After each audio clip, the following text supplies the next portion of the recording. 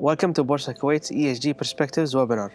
At Boursa Kuwait, we are actively pursuing the development of the Kuwait capital market, which we believe we can achieve through effective and efficient communication and engagement with key stakeholders. We have aligned our long-term business strategy with the country's vision for a sustainable future, which would see Kuwait evolve into a financial, cultural, and institutional leader in the region. We are therefore committed to our sustainable development, ensuring a positive contribution to the three areas of education, community, and environment, promoting the adoption of socially impactful and accountable practices in our surrounding communities. And now, introducing our first speaker, Mr. Yasser Ahmed, who is a partner at EY and the leader for climate change and sustainability services.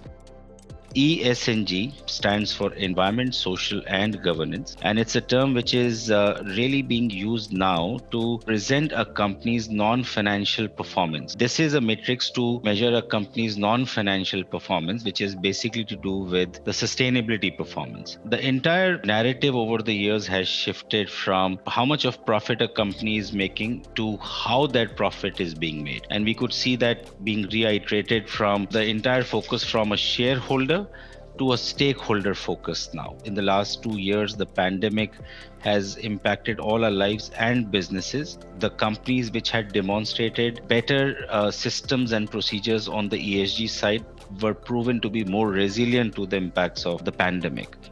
The number one and the biggest driver in the last 2 to 3 years at least has been the investors. Many years back, it was discussed at a global level that, to really push the ESG and the sustainability agenda. Until then, which was only looked as a good thing to do, but perhaps not an essential thing to do. To really make it a norm, it has to get linked up with the capital markets. The investors started aligning all their major investment decisions with respect to the ESG compliance, so to say. Sustainable stock exchanges, that's something which Boursa Kuwait is also signatory to. In 2018, they became part of the Sustainable Stock Exchange Index. And in line with that, there are a number of initiatives which are being launched, and we'll come and cover to that. My colleague Matthew will expand on those in the due course.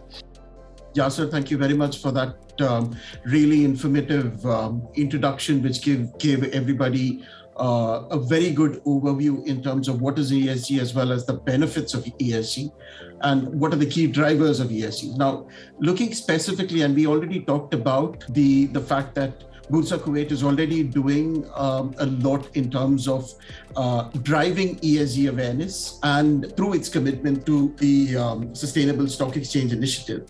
And what I just wanted to highlight to all of you is the fact that this ESG reporting guide that Boursa Kuwait has published last year, this is providing an initial set of around 30 sustainability indicators. And this is a useful guide for organizations as they embark on their journey towards sustainability reporting.